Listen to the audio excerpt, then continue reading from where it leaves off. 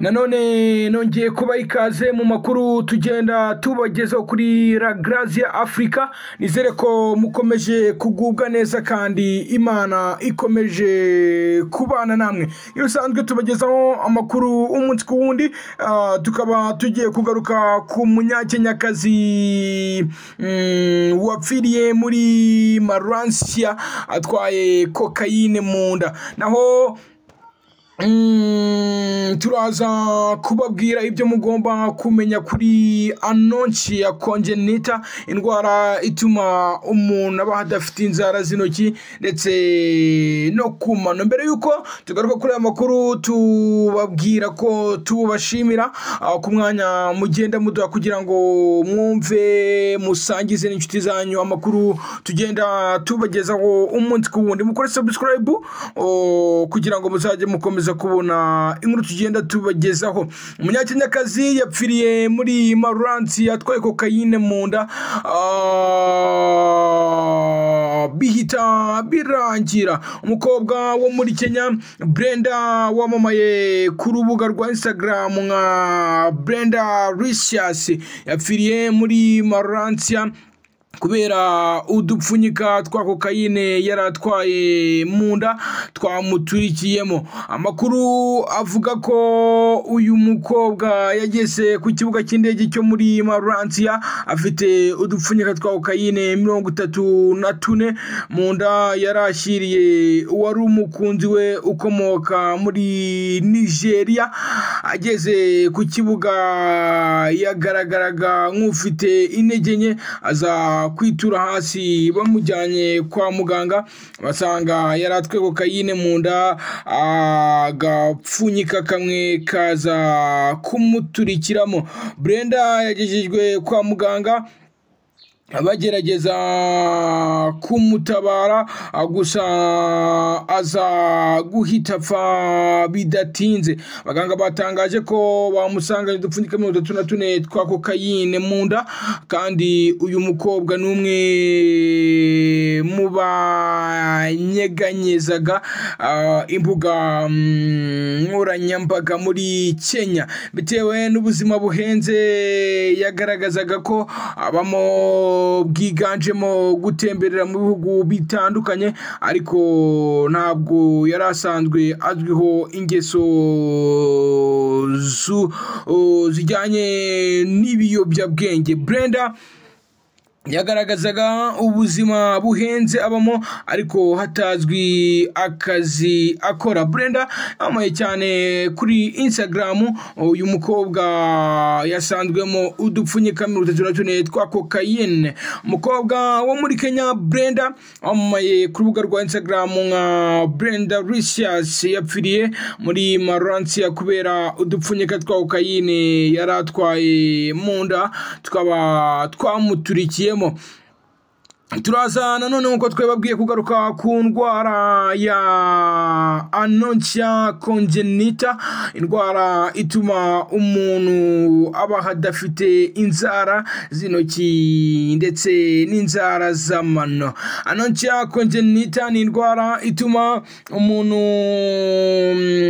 adafite cyangwa se umuntu abaho adafite inzara z'intoki ndetse n'iz'amano. Kenshi bikagaragara ku mwana akivuka agakomeza gukura ariko zo ntizigere zimera.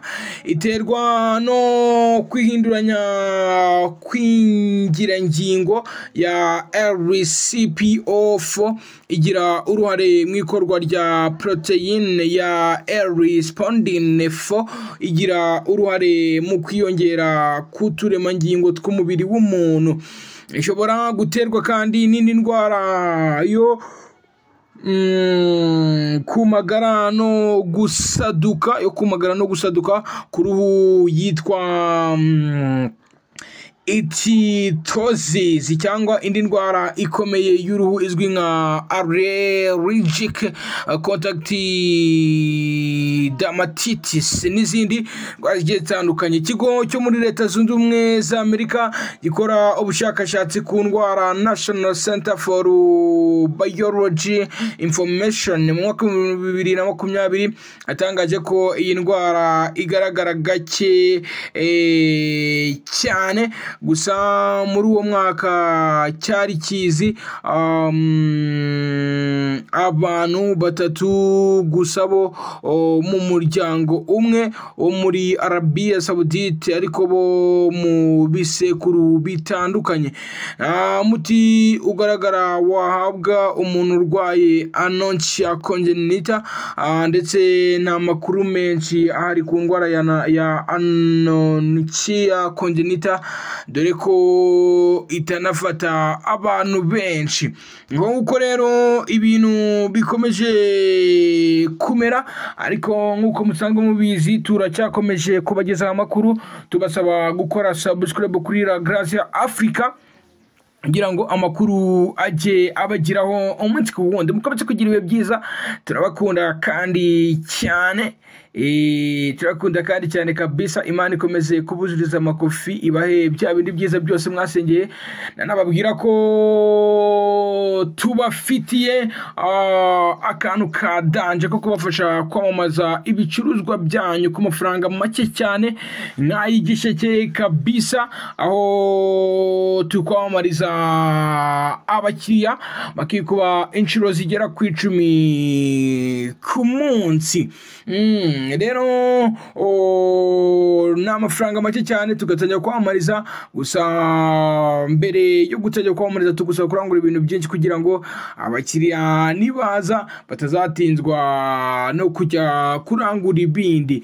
Akandi kantu tubafitiye n'akantu kadanje ko kubafasha kuzamura imbuga nkoranyambaga zanyu, gusa nanababwira ko ari igiciro gitoya bya hatari. Aduhamagara kuri